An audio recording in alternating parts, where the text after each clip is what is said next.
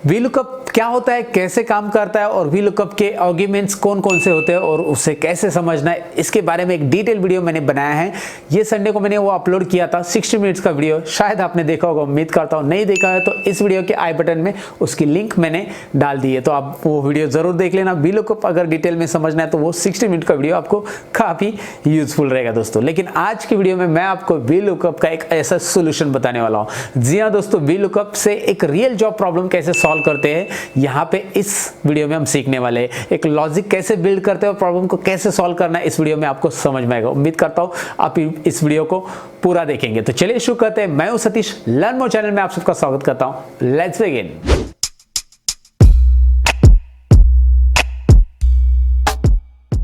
लेकिन वीडियो में आगे बढ़ने से पहले मैं आपको बताऊं कि आप सीखना चाहते हैं एक्सेल में टिप्स एंड ट्रिक्स, एक्सेल में बनना चाहते हैं स्मार्ट, तो आपको करना होगा मेरे चैनल को सब्सक्राइब, और सब्सक्राइब के बाजू में जो बेल आइकन दिया है उस पर भी क्लिक करना होगा ताकि मेरे वीडियो की नोटिफिकेशन आपको टाइम पे मिले।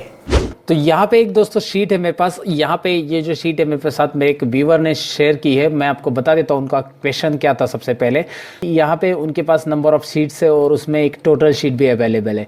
तो वो चाहते कि टोटल शीट में यहाँ पे पे days, basic, DA, incentive, total पे, इस तरह से आपको दिखाई दे रहे कॉलम के हेडिंग्स है। और ये जो यहाँ पे कुछ भी रिकॉर्ड नहीं है फिलहाल। टोटल में वो चाहते कि टोटल ही रिकॉर्ड आए, लेकिन कहाँ से टोटल वो कलेक्ट करें। तो टोटल उनको कलेक्ट करना है जेन सीट से, ओटी सीट से, बीएम सीट से, बीएम ओटी सीट। यहाँ पे अलग अलग प्लेसेस के नाम है, उन्होंने शॉर्ट में लिखे हैं। तो ये प्लेस के जो नाम है, अलग अलग प्लेस पे ये जो वर्कर्स काम कर रहे हैं, वर्कर्स के पे डेज यहाँ पे लिखे, बेसिक सैलरी, डीए और बाकी की सारी चीज़ें यहाँ पे लिखी है। तो वो चाहते क्या है कि वो सभी जो एम्प्लॉयज़ है, ये सभी एम्प्लॉयज़ कुछ प्लेसेस पे काम करते, कुछ प्लेसेस पे नहीं करते। मतलब आपको दिखाई दे रहा है टोटल में सभी एम्प्लॉयज़ का नाम यहाँ पे उन्होंने दिया है और 49 टोटल एम्प्लॉयज़ है उनके।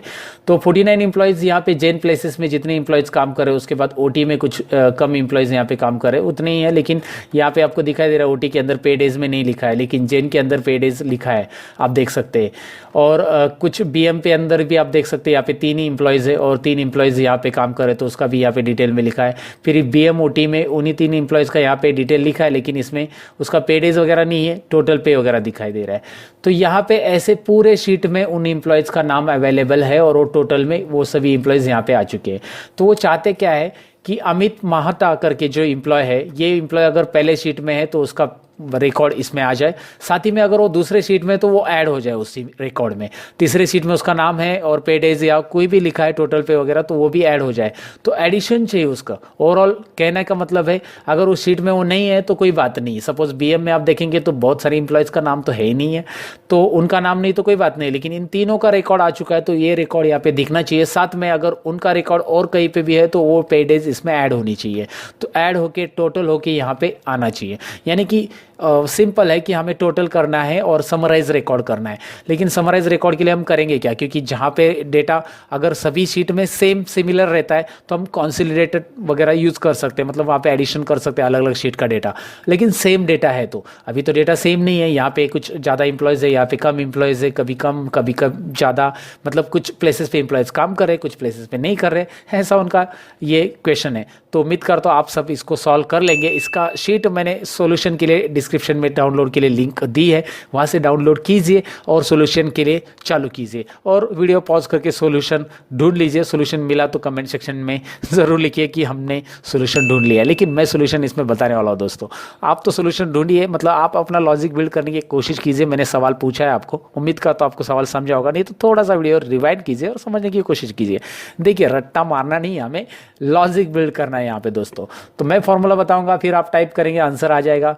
वो तो आना ही है, क्योंकि आप देखेंगे तो आना ही है, लेकिन आप खुद लॉजिक बिल्ड करोगे तो मुझे काफ़ी अच्छा लगेगा। और आप कमेंट सेक्शन में ज़रूर लिखिए अगर आपने खुद का लॉजिक बिल्ड किया तो। नहीं किया तो कोई बात नहीं, वीडियो पूरा देखिए, आगे कंटिन्यू कीजिए। अभी तो मैं आपको बताने वाला हूँ इसका सोल्यूशन। करना क्या है, पे डेज की टोटल आनी चाहिए और अमित माहता जिन जिन सीट में नाम अवेलेबल है उसकी टोटल आनी चाहिए।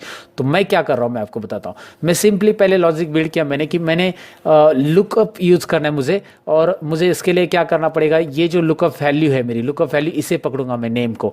मैं सीरियल नंबर को पकड़ ही नहीं सकता, क्योंकि सीरियल नंबर आप बीएम लिस्ट में देखेंगे तो किसी और का सीरियल नंबर 1 है ऑफकोर्स, वहाँ पे तो 3 ही नाम है, तो बीएम लिस्ट में अलग सीरियल नंबर से वहाँ पे स्टार्ट हो रहा है उस एम्प्लॉय का नाम, तो इसीलिए मैं सीरियल नंबर को लुकअप में नहीं लूंगा। लुकअप वैल्यू जो होता है वो लेफ्ट मोस्ट कॉलम में हर एक यहाँ पे यूनिक रहना चाहिए, हर एक मतलब पूरे रिकॉर्ड में। और यहाँ पे तो देखेंगे आप, तो यहाँ पे इसके लिए अलग सा अप्लाई हो रहा है, फिर आप देखेंगे तो यहाँ पे यूनिक वैल्यूज आपको मिलने वाली नहीं। तो लुकअप वैल्यू तभी मिलेगी जब ये कॉलम में है हमारा, मतलब नेम हमारा लुकअप वैल्यू यहाँ पे, इसीलिए हमने लिया है नेम से लेकर यहाँ तक शीट में सिलेक्ट कर रहा हूँ और इसको नाम दे रहा हूँ जो कि ऑलरेडी मैंने दिया है। तो हर एक शीट में मैं क्या करूँगा, यहाँ पे आपको दिखाई दे रहा है जेन लिस्ट के लिए मैंने यहाँ पे नाम लिखा है जेन लिस्ट।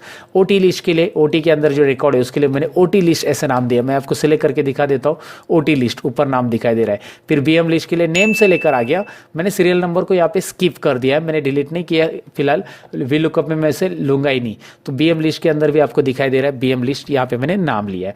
तो ये क्लियर है, उम्मीद करता हूँ आपको यहाँ तक तो क्लियर हो चुका होगा कि मैंने हर एक शीट में यहाँ पे रेंज का एक नाम असाइन कर दिया है, जो रेंज मैं वीलुकअप में यूज़ करने वाला। फिलहाल टोटल में तो ज़रूरी नहीं, मैंने कोई नाम नहीं असाइन किया, लेकिन टोटल में मैं करूँगा क्या, टोटल में सबसे पहले मैं एक वीलुकअप का फॉर्मूला यूज़ करूँगा। वीलुकअप इसमें अंदर दे रहा हूँ मैं V2 के लिए, V2 का वीलुकअप दे रहा हूँ कॉमा, यहाँ पे टेबल एरे पहला मैं ले रहा हूँ जेन लिस्ट, यानी मुझे अभी जेन लिस्ट को सिलेक्ट करने की ज़रूरत नहीं, जेन लिस्ट यानी जेन जो शीट है उसके अंदर की लिस्ट। तो जेन लिस्ट यहाँ पे आ गई, और जेन लिस्ट आने के बाद मैं इसे आपको जूम करके आगे दिखा रहा हूँ। यहाँ पे करना है कॉमा दोस्तों और कॉलम इंडेक्स नंबर। अब आपको कॉलम इंडेक्स नंबर कौन सा असाइन करना है, देखो lookup value table array column index number. तो कॉलम इंडेक्स नंबर है यहाँ पे मैं ले रहा हूँ 1, और यहाँ पे ले रहा हूँ रेंज लुकअप के लिए 0। अब मैंने 1 क्यों लिया मैं आपको बता देता हूँ। जैसे मैं 1 और 0 लेता हूँ तो यहाँ पे आ रहा है अमित महाता, तो चेक करा है कि जेन लिस्ट में अमित महाता है क्या, नहीं है तो यहाँ पे वो दिखा रहा है कि उसका नाम दिखा रहा है, तो नाम दिखा रहा है ऑफकोर्स वो आ जाएगा है। तो मैं यहाँ पे एक इफ कंडीशन लगा रहा हूँ। तो इफ कंडीशन मैं इसलिए लगा रहा हूँ, अभी इफ कंडीशन क्या करेगा, ये चेक करेगा इस लिस्ट के अंदर आने वाला जो आंसर है वो इससे इक्वल है कि नहीं है, मतलब B2 से मैं इसे इक्वल कराऊंगा। अगर B2 से इक्वल है तो क्या होगा, इक्वल है तो मैं क्या करूंगा, दोबारा वी लुकअप लूंगा। वी लुकअप लेने के बाद यही लुकअप वैल्यू और जेन लिस्ट के अंदर ही मैं लुकअप वैल्यू के अंदर ही 2 नंबर की वैल्यू उठाऊंगा, यहाँ पे 2 नंबर कॉलम की वैल्यू। अब यहाँ पे ज़रा नोटिस कीजिए, अब मैंने दूसरा वी लुकअप क्यों लिया है। अगर ये वी लुकअप का वैल्यू जो आता है ये B2 से इक्वल है, यानी अमित महाता का नाम अमित महाता से इक्वल है, उधर से आया हुआ नाम तो इक्वल है, तो यहाँ पे 2 नंबर कॉलम में जो लिखा है जेन लिस्ट के अंदर 2 नंबर कॉलम में क्या लिखा है, पेड एज, आपको पेड एज यहाँ पे दिखाई देंगे। अगर इक्वल नहीं है तो ब्लैंक दिखाई दे, ब्लैंक या 0 भी लिख सकते हैं आप यहाँ पे। फिलहाल इक्वल नहीं है तो आप यहाँ पे लिख सकते हैं ब्लैंक। तो फिलहाल मैं इसे वी लुकअप को तो क्लोज कर दूं, फिर मैं कॉमा और डबल इन्वर्टेड कॉमा में यहाँ पे ब्लैंक दे दूंगा, एंटर। तो आप देख सकते हैं एंटर करने के बाद यहाँ पे इक्वल है तो क्या आ रहा है 26। आप जरा जेन लिस्ट में जाइए, पेड एज क्या है देखिए 26, 2 नंबर कॉलम में आपको 26 है। लेकिन जब मैं इसे ड्रैग करूंगा तो कॉलम भी तो बदलनी चाहिए, 2 का 3 होना चाहिए, 3 का 4 होना चाहिए। इसीलिए आपने मेरा वी लुकअप का लेक्चर अगर देखा होगा तो आपको पता है यहाँ पे कॉलम इंडेक्स नंबर की जगह हम लोग लेंगे यहाँ पे कॉलम, वहाँ पे रो लेते थे क्योंकि हॉरिजॉन्टल नहीं वर्टिकल ड्रैग करते थे, यहाँ पे हॉरिजॉन्टल ड्रैग करने वाले आगे, तो इसलिए मैं कॉलम ले रहा हूँ। अगर मैं कॉलम लूंगा तो जो कॉलम में फॉर्मूला हम निकाल रहे, देखिए ध्यान से, सी कॉलम में हम फॉर्मूला निकाल रहे, तो यहाँ पे सी कॉलम में हम फॉर्मूला निकाल रहे हैं, तो सी कॉलम का नंबर जो है इस शीट में पर्टिकुलर शीट में 1 2 3 नंबर पे, तो कॉलम का आंसर आएगा 3, लेकिन मुझे चाहिए 2, इसलिए मैं करूंगा यहाँ पे कॉलम -1। जी हाँ, कॉलम -1, तो यहाँ पे आंसर आएगा 2 और ये आंसर वही आएगा 26 ही, मतलब यहाँ पे इसका आंसर 2 आएगा। ये कॉलम -1, कॉलम का है रिजल्ट 3 और 3 -1 यानी कि यहाँ पे 2 आ जाएगा, और 2 ही इंडेक्स नंबर चाहिए यहाँ पे कॉलम का, इसलिए मैंने ये 2 लाया। जब हम ड्रैग करेंगे तो ऑटोमेटिकली आगे आते जाएगा। फिलहाल आपको दिखाई दे रहा है 26 आ रहा है, लेकिन क्या है अगर अमित मेहता नाम यहाँ पे नहीं है, मैं इसे डिलीट करता हूँ तो आपको दिखाता हूँ क्या होता है। शीट 1 में नहीं है, मतलब जेन लिस्ट में नहीं है, तो यहाँ पे एरर आ रहा है, तो एरर आ रहा है तो 0 आना चाहिए। जी हाँ, तो मैं इसे फिलहाल तो Ctrl+Z कर देता हूँ, अंडू अमित मेहता फिर से यहाँ पे ले लेता हूँ, और एरर आने के बाद 0 आना चाहिए, तो इफ एरर लिखते हैं हम लोग। इफ एरर, अगर इस फॉर्मूला में कहीं पे भी एरर आता है तो हम लोग आंसर देंगे यहाँ पे 0 आगे। तो यहाँ पे देखिए कंप्लीट फार्मूला हो चुका है। आप जरा नोटिस कीजिए इफ एरर, ये एक ही फार्मूला यहाँ पे अप्लाई करना है बस। आपको लगेगा कि यार इतना बड़ा फार्मूला, नहीं बहुत छोटा है। लॉजिक आपको समझ में आना चाहिए कि इस पूरे फार्मूला में एरर आता है तो 0 आंसर आना चाहिए। चलिए देखते हैं, अभी तो 26 आ रहा है। अगर मैं अमित मेहता का नाम यहाँ से डिलीट करता हूँ तो मुझे 0 दिखना चाहिए, और 0 दिख रहा है। वेरी गुड, मैं यहाँ पे अंडू कर देता हूँ। अब अंडू कर रहे हैं तो यहाँ पे आपको अमित मेहता का रिजल्ट दिख रहा है, क्योंकि ये नाम उससे मैच हो रहा है, उस लिस्ट में मिल रहा है। तो ऐसे अगर आप ड्रैग करेंगे तो सबका आ जाएगा, लेकिन मुझे एडिशन चाहिए सभी सीट में से। तो इस फॉर्मूला को, ये कंप्लीट फॉर्मूला जो है आपको करना है कॉपी पेस्ट दोस्तों। और कॉपी पेस्ट करना है कैसे, मैं कॉपी कर रहा हूँ Ctrl+C और मैं यहाँ पे प्लस कर रहा हूँ। प्लस करने के बाद यहाँ पे पेस्ट कर रहा हूँ। पेस्ट करने के बाद आपको दिखाई दे रहा है यहाँ पे फॉर्मूला दोबारा आ चुका है। बस जेन लिस्ट की जगह आपको करना है OT लिस्ट। अभी OT लिस्ट क्यों करेंगे समझ में आएगा आपको, क्योंकि दूसरी लिस्ट कौन सी है, OT लिस्ट। नाम तो मैंने दिया था OT शीट के अंदर जो लिस्ट है वो OT लिस्ट है। एंटर कीजिए, आंसर देखिए 26 ही आ रहा है। OT लिस्ट में अमित माता के आगे कुछ भी नहीं लिखा है, लेकिन आप लिख के देखिए, 50 लिख देता हूँ मैं, और टोटल देखिए 76 आ रहा है। ऐड हो रहा है कि नहीं हो रहा है, बिल्कुल हो रहा है। और हमें एडिशन ही तो चाहिए, तो हमारा सवाल ही इस तरह से है कि हमें उसका एडिशन ही चाहिए। तो इसे फिर से हम लोग क्या करेंगे बताइए ज़रा, प्लस करेंगे। सॉरी मैंने इधर 9 टाइप किया, प्लस करना है, Ctrl+V बटन प्रेस करना है दोस्तों। Ctrl+V बटन प्रेस करने के बाद जेन लिस्ट की जगह OT लिस्ट हो गया। OT लिस्ट की जगह अभी फिर नेक्स्ट लिस्ट है BM लिस्ट। ऐसे ही BM OT लिस्ट, जो लिस्ट को नाम हमने दिया है वो सब हम यहाँ पे एक एक करके पेस्ट करके फॉर्मूला ऐड करते जाएंगे। अगर आप एक्सेल रेगुलर यूज़ करते हो और VLOOKUP रेगुलर यूज़ करते हो तो आपको ये फॉर्मूला कॉपी पेस्ट करना कैसे है समझ में आया होगा दोस्तों। उम्मीद करता हूँ डेफिनेटली समझ में आया होगा। और इसी फॉर्मूला को आप कॉपी पेस्ट करके सभी शीट के लिए यहाँ पे अप्लाई कर दोगे। एक ही बार में आपको यहाँ पे एक बार करना है, ये काम हमेशा के लिए हो जाएगा। आप बोलोगे यार इतना बड़ा फॉर्मूला, तो इसके अलावा तो कोई और सोल्यूशन तो आपके पास रहेगा तो मुझे ज़रूर बता देना। लेकिन मैंने ये सॉल्यूशन इस तरह से निकाला है ताकि ये डायनामिकली वहाँ पे चेंज होते रहेगा और हमेशा के लिए एक रिपोर्ट बनते जाएगा। तो यहाँ पे आपको दिखाई दे रहा है ये क्लियर हो चुका है यहाँ तक।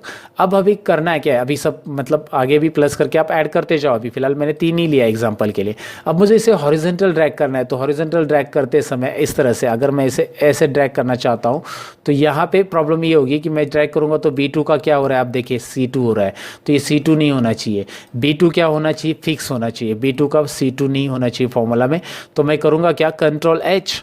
बार बार मुझे अभी सभी फॉर्मूला में चेंज करना है तो सिंपल है, B2 की जगह मैं replace, find and replace use करके यहाँ पे मैं $B को मैं रखूँगा लॉक और 2 को लॉक रखने की ज़रूरत नहीं है। ज़रा यहाँ पे गौर कीजिए, मैंने खाली B को ही अप्लाई किया और रिप्लेस ऑल करेंगे 9 रिप्लेसमेंट ओके, क्योंकि मैंने यहाँ पे इस फॉर्मूला में फिलहाल इतना ही लिखा है। आपने आगे फॉर्मूला बड़ा रहेगा तो आपके बहुत सारे रिप्लेसमेंट आ जाएंगे इसके अंदर। B को $आ चुका है, आप हॉरिजॉन्टल ड्रैग कीजिए, आंसर मिल जाएगा। और यहाँ पे मैंने कॉलम इंडेक्स तो नंबर दे ही दिया है, आपको दिखाई दे रहा है कॉलम इंडेक्स नंबर, कॉलम -1 हो रहा है। तो यहाँ पे ऑटोमेटिकली कॉलम नंबर 4 है और उसमें से -1 किया तो 3 आएगा। और 3 नंबर में यहाँ पे बेसिक ही है सब में, 3 नंबर कॉलम में आप देखेंगे 1, 2 और 3 नंबर कॉलम। ये 3 नंबर कॉलम यहाँ से काउंट होगा इसका दोस्तों, क्योंकि ये 1 नंबर है, ये 2 नंबर है और ये 3 नंबर है हमारे रेंज लुकअप के हिसाब से, मतलब हमारी जो रेंज ली है उसके हिसाब से।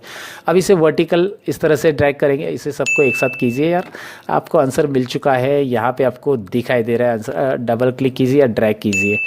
चलिए, आपको उम्मीद करता हूँ ये कंसेप्ट समझ में आया होगा और आपने इसका सॉल्यूशन भी निकाला होगा। कमेंट सेक्शन में ज़रूर लिख देना अगर आपने पहले से सॉल्यूशन लिखा है तो नहीं लिखा है तो कोई बात नहीं दोस्तों। वीडियो अच्छा लगा है लाइक बटन पे ज़रूर क्लिक कर देना, दोस्तों के साथ शेयर कर देना। एक VLOOKUP का प्रैक्टिकल एग्जांपल हमने देखा है कि जनरली VLOOKUP एक कंपनी के अंदर कैसे यूज़ होगा, एक टास्क के ऊपर कैसे यूज़ होगा। अगर आपको VLOOKUP पे कभी काम करना पड़े तो VLOOKUP इस तरह से लॉजिक बिल्ड करके VLOOKUP के साथ कैसे प्रॉब्लम सॉल्व कर सकते हैं। उम्मीद करता हूँ जरूर पसंद आया होगा।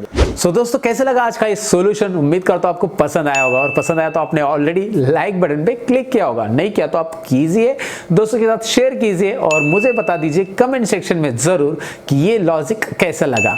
अगर अच्छा लगा है तो आप कमेंट सेक्शन में ज़रूर लिखेंगे। मैं मिलूंगा कुछ और इंटरेस्टिंग वीडियो के अंदर, तब तक के लिए आपसे लूंगा अलविदा दोस्तों। सीखते रहो, सिखाते रहो, बाय बाय।